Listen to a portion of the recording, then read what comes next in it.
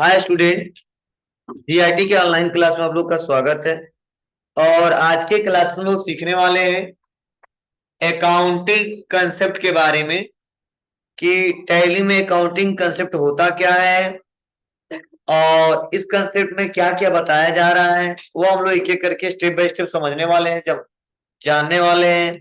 देखो, accounting concept में सबसे पहला हमको पढ़ना है मनी मेजरमेंट कंसेप्ट। क्या पढ़ना है? Money measurement concept. अब ध्यान देना, मनी मेजरमेंट कंसेप्ट का मतलब होता क्या है। देखिए, इसके बारे में स्टेप बाय स्टेप बताया भी गया और समझाया गया है। वह इसको पढ़ लेते हैं, क्या लिखा गया इसके बारे में। बताया जा रहा है इस कंसेप्ट के अनुसार सभी बिजनेस ट्रांजैक्शन को एक कॉमन यूनिट से मेजर किया जाता है जिसे मनी कहा जाता है। ध्यान देना, इस कंसेप्ट के अनुसार सभी बिजनेस ट्रांजैक्शन को एक कॉमन यूनिट से मेजर किया जाता है जिसे मनी कहा जाता है। और ऐसे ट्रांजैक्शन जिसे मनी के रूप में एक्सप्रेस किया जा सके, मेजर किया जा सके, उसे बिजनेस ट्रांजैक्शन माना जाएगा और बुक ऑफ अकाउंट में रिकॉर्ड किया जाएगा। जैसे कोई सेल्समैन किसी पार्टिकुलर दिन में कितने अमाउंट का गुड्स सेल करता है, केवल इस अमाउंट को ही बुक ऑफ अकाउंट में रिकॉर्ड किया जाता है, जबकि इम्प्लॉइज सेटिस्फेक्शन को बुक ऑफ अकाउंट में रिकॉर्ड नहीं किया जा सकता है, क्योंकि हम सेटिस्फेक्शन को मनी के रूप में मेजर नहीं कर सकते। इसका मतलब क्या है, थोड़ा समझने की कोशिश करना। मतलब मैंने आपको समझाया था और बताया था पिछले क्लासेस में, ध्यान दीजिएगा आप लोग। जैसे कोई भी बिजनेस है, कोई भी बिजनेस है और यह बिजनेस कोई भी ट्रांजेक्शन कर रहा है। ट्रांजेक्शन को क्या लेन देन कर रहा है, तो मैंने आपको बताया था लेन देन के बारे में। क्या हमने समझाया था? हमने बताया था कोई भी लेन देन जो होता है वो हमेशा दो व्यक्तियों के बीच होता है। क्लियर है? तो जो भी हम डील करते हैं, चाहे गुड्स पे डील करें चाहे सर्विस पे डील करें, तो हमेशा उसमें वैल्यू की बात आती ही आती है, मतलब मनी की बात की ही जाती है। तो जो लेन देन करते हैं, जिस पर डील करते हैं, जिसको मापा जाता है जिस यूनिट में, उसको क्या बोला जाता है? मनी बोला जाता है। क्या बोला जाता है जी? मनी बोला जाता है। और इसी को बोलते हैं मनी मेजरमेंट कंसेप्ट। मतलब किसी भी क्वेश्चन को रिकॉर्ड करने के लिए जो लेन देन करते हैं, कुछ ना कुछ उसका वैल्यू होता है। और उसी वैल्यू को ध्यान देना, हम बताते हैं कि हाँ इतने रुपए का हमने खरीदा है और इतने रुपए का बेचा है। लेकिन यहाँ पे बोला गया है, पॉइंट बताया गया है कि मनी के रूप में उसी को मेजर करेंगे, उसी को बुक ऑफ अकाउंट में रिकॉर्ड करेंगे जो हमने कर दिया है। ठीक है? जैसे फॉर एग्जाम्पल, आप, मेरा दुकान है और आप मेरे कस्टमर। फॉर एग्जाम्पल, आप मेरे दुकान पे आए और आने के बाद किसी प्रोडक्ट के बारे में आपने पूछा और पूछ लिया, लेकिन आप खरीदे नहीं, पूछ के केवल चले गए। तो आप बताइए, जितने रुपए के सामान के बारे में आपने पूछा था, क्या आप चले जाओगे तो मैं रिकॉर्ड कर दूंगा कि मैं कितना पैसा का बेच दिया? नहीं। जब तक आप खरीदोगे नहीं तब तक उसको मेजर नहीं करेंगे, उसको मापेंगे नहीं और बुक ऑफ अकाउंट में रिकॉर्ड नहीं करेंगे। बोला आप भले ही सेटिस्फाइड हो मेरे, ठीक है, संतुष्ट हो, ठीक है, हाँ खरीदेंगे, फिर गए कहीं सस्ते मिल गया तो वहां से खरीद सकते हो आप लोग। तो बोला गया है कि जो एक्टिविटी हो चुका है वही रिकॉर्ड करना होता है। ठीक है? अन्यथा अगर कोई इंप्लाई हमारा आता है, अगर कस्टमर आते हैं, मेरे से बात करके चला जाता है और वह ट्रांजेक्शन नहीं होता है, तो उसको मनी के रूप में उसको मेजर नहीं किया जाता है, ना बुक ऑफ अकाउंट में रिकॉर्ड किया जाता है। जैसे मान लो हमारे इंक्वायरी में तो बहुत सारे लोग आते हैं, करीब 50 लोग आते हैं, अगर एडमिशन हो तो जगह ना मिलेगा। ठीक है ना? 50 लोग से कम नहीं आते हैं डेली। तो क्या मतलब है, जो लोग आते हैं वो बातें करते हैं, तो कुछ लोग ऐसे देखने के लिए चलते हैं, चलो कितना फीस है, अगले सब पढ़ेंगे, तो आज ही पूछ लेते हैं। कुछ लोग किसी के साथ में आ जाते हैं, कुछ लोग आते हैं संतुष्ट नहीं होते हैं, चले जाते हैं। तो बताइए, ऐसा तो है नहीं कि जितने लोग आए हम सबका एडमिशन कर देंगे पहले, बाद में आएंगे ना आएंगे फिर जमा करेंगे ना जमा करें। तो जब क्या करते हैं, रजिस्ट्रेशन करा लेते हैं, तो उसको हम लोग ट्रांजेक्शन में रिकॉर्ड करते हैं कितने रुपए का फी इससे जमा हुआ है। वैसे ही दुकानदार जो होता है, ठीक है, बिजनेसमैन होते हैं, बहुत सारे लोग उनके पास आते हैं। ठीक है? तो अगर एक्टिविटी हो चुका है तो उसी को रिकॉर्ड करेंगे, नहीं हुआ है तो नहीं रिकॉर्ड करेंगे। ठीक है? तो यही आपको बताया जा रहा है कि यहाँ पे देखो बताया जा रहा है कि मनी कहा जाता है ऐसे ट्रांजेक्शन जिसे मनी के रूप में एक्सप्रेस किया जा सके, उसे क्या क्या कहते हैं, देखिए मेजर किया जा सके, उसे बिजनेस ट्रांजेक्शन माना जाएगा और बुक ऑफ अकाउंट में रिकॉर्ड किया जाएगा। अन्यथा अगर कुछ है तो उसको बुक ऑफ अकाउंट में रिकॉर्ड नहीं करेगा। क्लियर है सबको? तो चलिए आगे बढ़ते हैं और अगला प्रोसेस क्या है उसको समझते हैं। और अगला बताया जा रहा है कि सेपरेट एंटिटी कंसेप्ट, ये तो हम पहले ही पढ़ा चुके हैं आपको कि बिजनेस और बिजनेस का मालिक दोनों का एक सेपरेट अस्तित्व होता है। ठीक है, जैसे इसमें यही बताया गया है, कहा जा रहा है इस कंसेप्ट के अनुसार बिजनेस को एक एंटिटी के रूप में देखा जाता है जो कि अपने ओनर से बिल्कुल क्या है अलग। और इस कंसेप्ट के अनुसार बिजनेस एक अलग एंटिटी है और उसका मालिक एक अलग एंटिटी है। हम हमेशा इन दोनों को अलग अलग मानकर ये क्या करते हैं, अकाउंटिंग करते हैं और बुक ऑफ अकाउंट में रिकॉर्ड करते हैं। जैसे हमने बताया था आपको कि जब यही व्यापार का स्वामी बिजनेस को क्या करता है, स्टार्ट करता है, याद है हम बताए थे क्या लिखेंगे उसको, कैपिटल में रिकॉर्ड करेंगे। और यही व्यापार का स्वामी व्यापार से पर्सनल यूज के लिए पैसा निकाल लेता है, तो उसको किसमें रिकॉर्ड करेंगे, पढ़ाया था ना जी। तो यही बोला गया है, तब जब अलग अलग स्थिति मान रहे हैं तो ही तो रिकॉर्ड कर रहे हैं, ये तो वैसे बस दिखा देता है इतना पैसा आ गया है। ठीक है, तो हमको शो करके दिखाना पड़ता है, यही बोला जाता है सेपरेट एंटिटी कंसेप्ट। क्लियर है सबको? ठीक है, तो ध्यान देना, आगे बढ़ते हैं और कंसेप्ट के बारे में जानते हैं। अब देखो आते हैं और अगला है गोइंग कंसर्न कंसेप्ट। चलो इसमें क्या समझाया गया है, क्या बताया गया है, थोड़ा समझ लेते हैं। देखो बताया जा रहा है कोई भी व्यापारी जो बिजनेस करता है यह मान करके बिजनेस करता है उस बिजनेस को, उस व्यापार को लंबे समय तक चलाना है, मतलब फ्यूचर में कोई ऐसा कंडीशन नहीं आएगा कि हम अपनी दुकान को बंद करें। ठीक है, ये मान के हम लोग बिजनेस करते हैं। आप बताइए हम बिजनेस स्टार्ट कर रहे हैं, ठीक है, तो हम क्या कुछ ये कल बंद हो जाएगा, व्यापार स्टार्ट करें क्या मतलब है, मुझे शौक है पैसा ज्यादा है, बिजनेस स्टार्ट करेंगे बंद करेंगे, बिजनेस स्टार्ट करेंगे बंद करेंगे। हम लोग यह मान के चलते हैं कि इस व्यापार को उनको लंबे समय तक इस्तेमाल करना है और वही मान के कुछ भी हम लोग खरीदते हैं। ठीक है, अगर मुझे लगता नहीं कल बंद होने वाला है, क्या मतलब है, दूसरा कोई काम नहीं करेंगे, व्यापार क्यों स्टार्ट करेंगे। मालूम ही व्यापार हमारा बंद हो जाता है साल भर में, 6 महीने में, 1 महीने में ही। ठीक है, लेकिन किसी का सोच नहीं रहता, किसी व्यापारी का कि मेरा व्यापार ये बंद हो जाएगा। ठीक है, सबका मेरे उद्देश्य रहता है मेहनत करके व्यापार को चलाएंगे और लंबे समय तक चलाएंगे और सब लोग चाहते हैं कि हमेशा लाइफ भर चलाएं और इससे बेनिफिट कमाएं। ठीक है, दूसरा कहीं काम करना ना पड़े। ठीक है, लेकिन ऐसा होता नहीं है, कई लोगों का व्यापार लंबे समय तक चलता है, कई लोगों का साल भर में ही खत्म हो जाता है। ठीक है, कई लोगों का 2 ही महीने में खत्म हो जाता है और जैसा मैनेजमेंट होता है उसी हिसाब से चलता है। तो यही बोला गया गोइंग कंसर्न कंसेप्ट। क्या बताया जा रहा है, देखो बताया जा रहा है इस कंसेप्ट के अनुसार हम यह मानकर अकाउंटिंग करेंगे कि हमारा बिजनेस एक लंबे समय तक चलता रहेगा तथा बिजनेस को निकट भविष्य में बंद करने की कोई संभावना नहीं है। इसे कंटिन्यू और एक्टिविटी कंसेप्ट भी के नाम से भी जाना जाता है।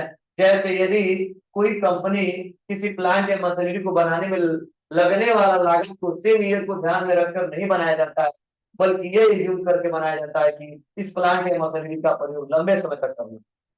बोलिए, जो बिल्डिंग हम बना रहे हैं, जो मशीनरी खरीद रहे हैं, ठीक है, क्या मान के खरीदते हैं, यही तो मान के खरीदते हैं, ये बिल्डिंग इसी मान के खरीदते हैं, हाँ इसमें इसका इस्तेमाल लंबे समय तक करेंगे, उस मशीनरी का इस्तेमाल लंबे समय तक करेंगे, इस कंप्यूटर का इस्तेमाल लंबे समय तक करेंगे, ठीक है, इस पेन का इस्तेमाल लंबे समय तक करेंगे। आपको भी पढ़ाएंगे, अगर बहुत सारे बैचे जाएंगे उनको भी पढ़ाएंगे। ठीक है, यह मान के तो नहीं करते एक बैच चलेगा उसको खत्म हो जाएगा।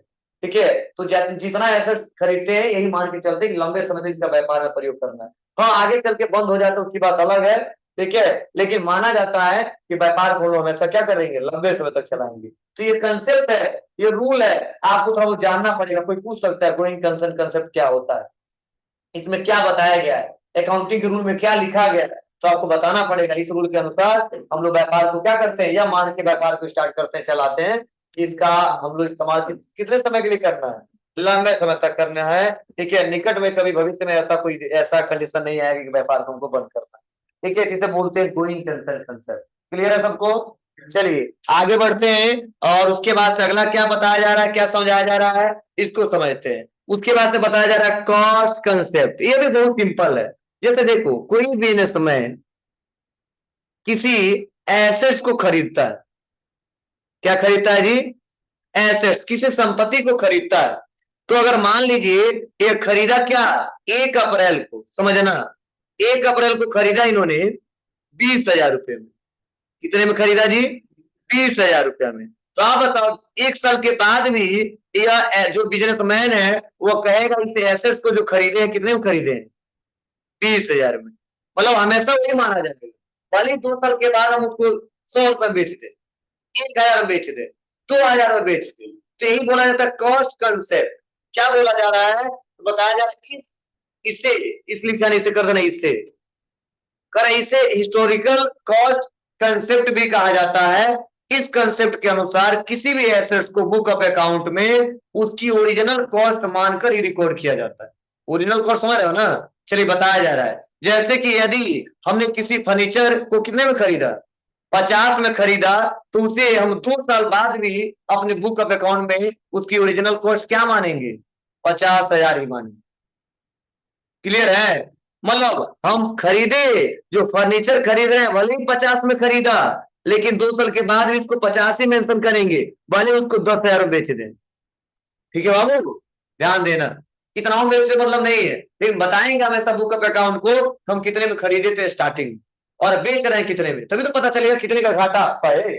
मतलब हम संपत्ति खरीदे 1 लाख रुपया में और 2 साल के बाद बेच रहे हैं 50,000, तो ये मेजर करना पड़ेगा ना, कितने में खरीदा और कितने बेचे थे, फायदा होगा नुकसान हुआ। क्योंकि ऐसा भी होता है कि 50,000 का गाड़ी खरीद ला 1 लाख में बेच दी, 50 लाख क्या 50,000 का खरीदा 60,000 में बेच दी, ऐसा हो जाता है।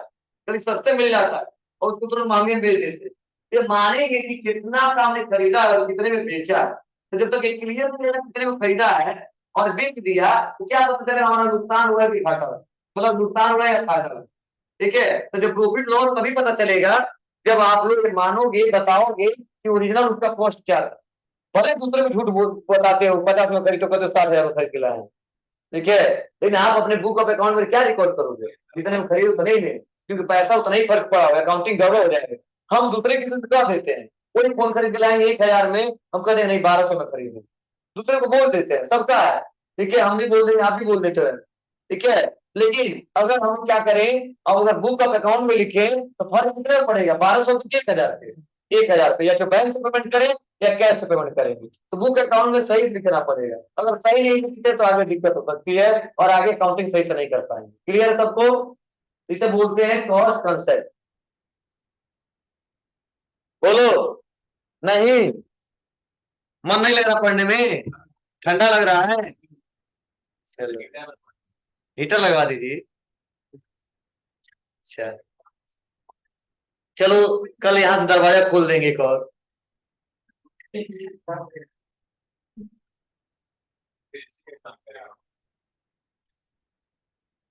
बहुत कह रहे थे ना तुम लोग, गर्मी हो रहा है सर। ठीक है, अब ठंडा लगेगा थोड़ा बहुत, मतलब ठंडा में ठंडा नहीं लगेगा तो क्या लगेगा। चलिए आगे बढ़ते हैं। तो उसके बाद से पांचवा, ये भी हमने पढ़ाया है आपको, सुनो, कंसेप्ट क्या बताया जाए इसके बारे में बाबू, तो सुन लो थोड़ा सा यहाँ पे बता रहे हैं। जैसे हमने बोला था, कोई भी व्यापारी जो बिजनेस करता है और ट्रांजैक्शन करता है, वो ट्रांजैक्शन हमेशा दो व्यक्तियों के बीच होता है, दो पर्सन, एक लेफ्ट साइड वाला और एक राइट साइड वाला। आप बताओ क्या हम अपने से खरीदते बेचते हैं क्या? नहीं ना।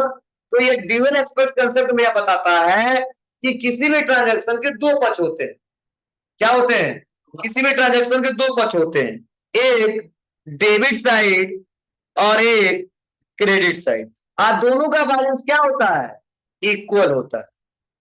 मतलब कोई भी ट्रांजैक्शन करेंगे, कोई भी सौदा करेंगे तो उसके दो पक्ष आएंगे। कितने पक्ष आएंगे? दो पक्ष आएंगे, एक दाया पक्ष और एक बाया, और दोनों का बैलेंस क्या हो? बराबर। आप बताइए, आप जितना मुझे पेमेंट करोगे उतना ही तो रिसीव करेंगे, तो हमेशा दो व्यक्ति आ रहे कि नहीं?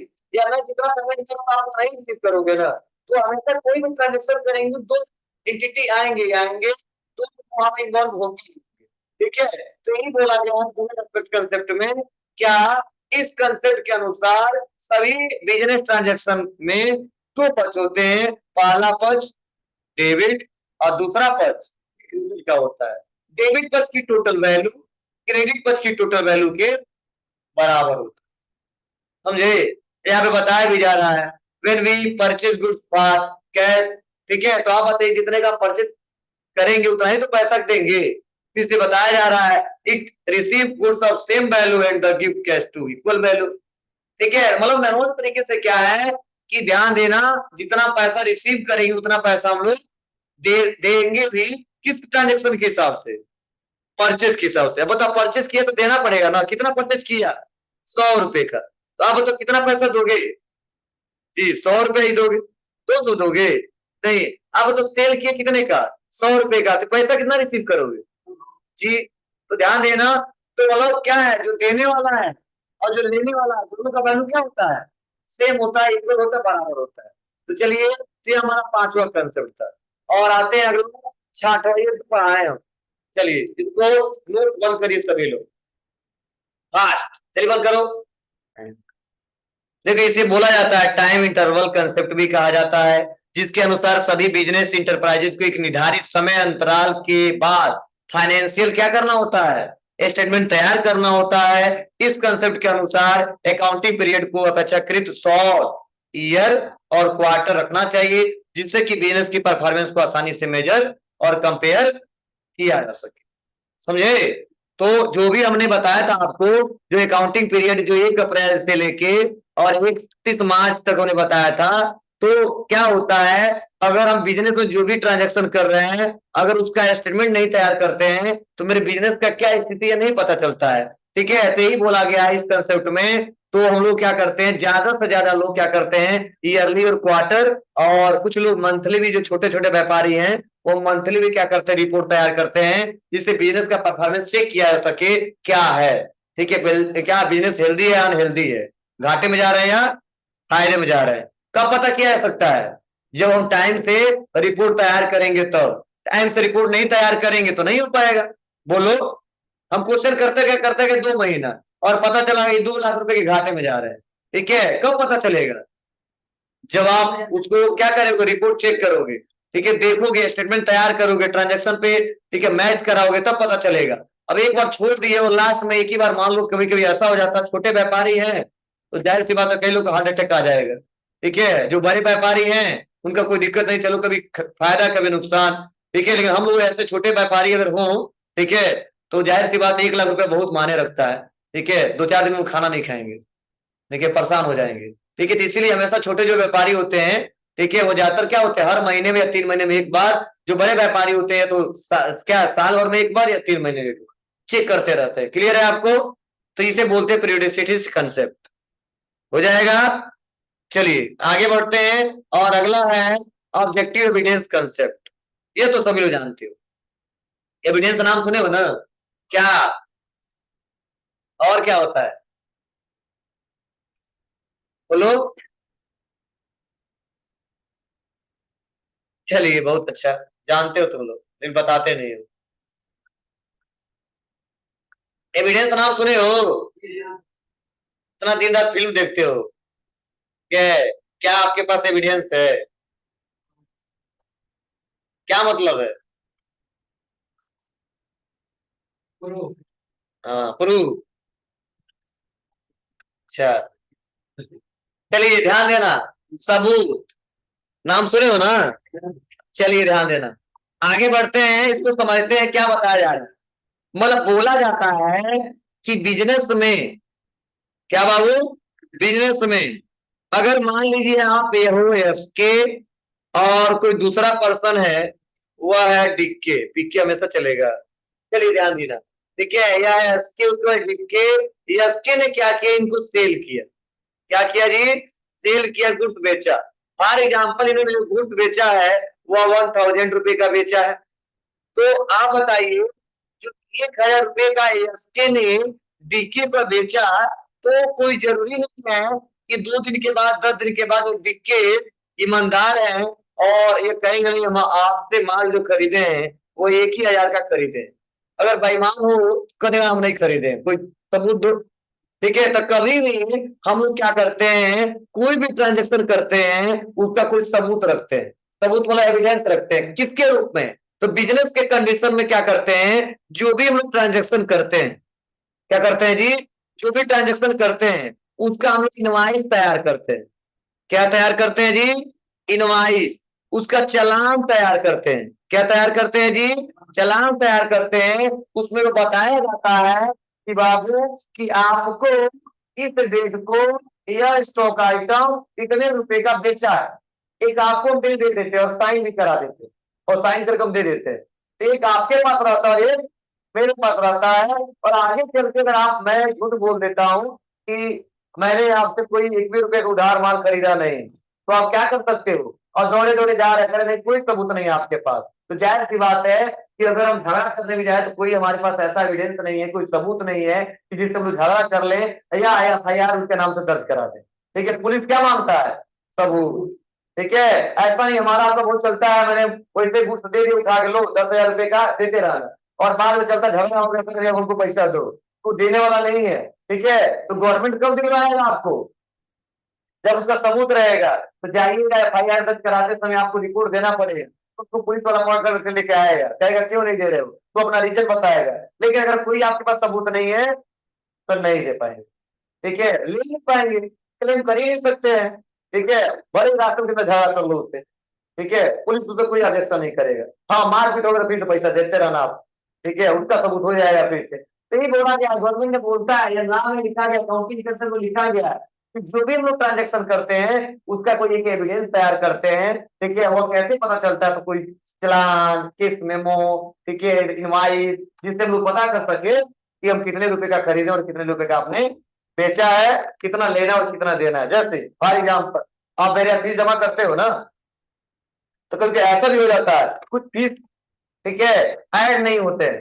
ठीक है, कुछ भी छूट जाता है, कभी किसी कारण क्या होता है तो हम बताते हैं, अगर चढ़ा नहीं तो बोलता हूं मैं कि बाबू अपना रसीद दिखाना और मैं चढ़ा दूंगा।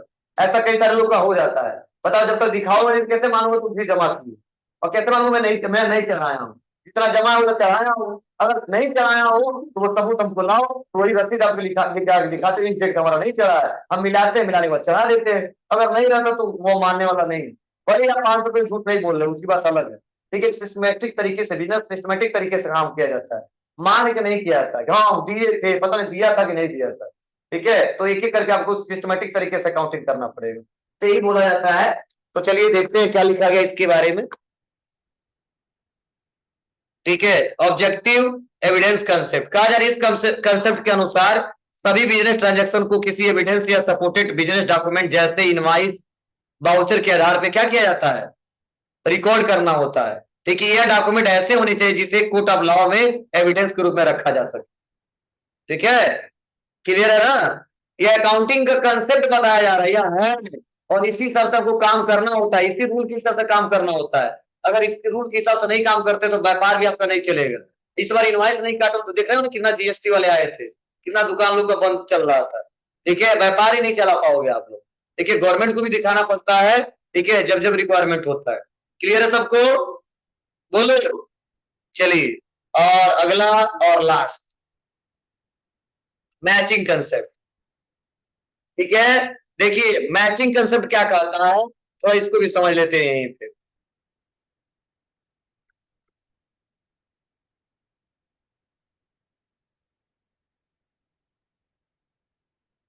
क्या कहता है बाबू, ध्यान दीजिएगा।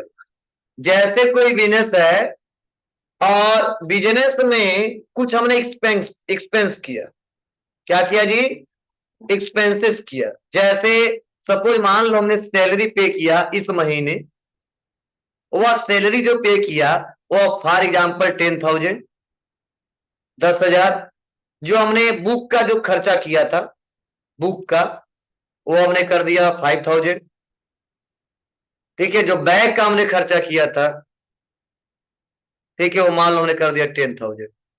क्लियर है, तो अपने व्यापार में इस महीने में कब, मान लो दिसंबर में, किसमें जी, दिसंबर में टोटल जो हमने खर्चा किया है, कितना किया है जी, 10,000 यहाँ पे, 5,000 यहाँ पे, 10,000 यहाँ पे, टोटल कितना किया जी, 25,000। क्लियर है, उसके बाद से इसी महीने में हमने इनकम भी किया था।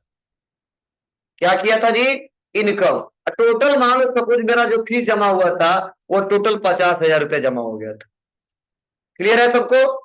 तो पहले तो हम देखेंगे इस महीने में मैच कराएंगे इस महीने में टोटल हमने खर्चा कितना किया था। अभी कम लिखा हूं, ध्यान देना, ठीक है। तो क्या किया है, टोटल हमने खर्चा कितना किया था बाबू, 25,000। टोटल इनकम कितना किया था जी? जी। तो इसी महीने का इसी महीने में मैच करके पता कर लेते हैं कि व्यापार में हमने कितना खर्चा किया है, कितना आय हुआ है, और कितना इस साथ मतलब इस महीने में हमारा बचा है। तो कितना बचा रहेगा जी? जी 25। मतलब मैं बताने की कोशिश ये कर रहा हूँ कि जिस महीने का खर्चा उसी महीने में दिखाना है, जिस महीने का इनकम उसी महीने में दिखाना है, ठीक है, अगले महीने में नहीं दिखाना है। वही पेमेंट उसका अगले महीने में हम लोग क्यों ना दे। ठीक है, यही कहता मैचिंग कंसेप्ट। ठीक है, चलिए देखिए क्या पढ़ाया जा रहा है। मतलब भले ही इसका पेमेंट हम क्या कर रहे हैं, जनवरी में दे रहे हैं, भले इनकम हमने कर दिया इसमें, लेकिन ध्यान देना इनकम तो हमारा हुआ जनरेट हो रहा है। तो देखो बताया जा रहा है क्या, समझिएगा। तो देखो बताया जा रहा है कि इस कंसेप्ट के अनुसार हम एक ही अकाउंटिंग पीरियड में जितना रेवेन्यू प्राप्त करते हैं और उस रेवेन्यू को पाने के लिए जितना क्या करते हैं, एक्सपेंस करते हैं, उनकी मैचिंग होना अनिवार्य है, जिससे कि हम बिजनेस के वास्तविक रिजल्ट को प्राप्त कर सके। जैसे कि हम किसी बिजनेस में फैक्ट्री रेंट कितना दिया, 10,000, स्टाफ का सैलरी कितना दिया, 90,000 किया हो, तो उस मंथ में टोटल हमने सेल कितना किया, 2 लाख, मतलब रेवेन्यू किया।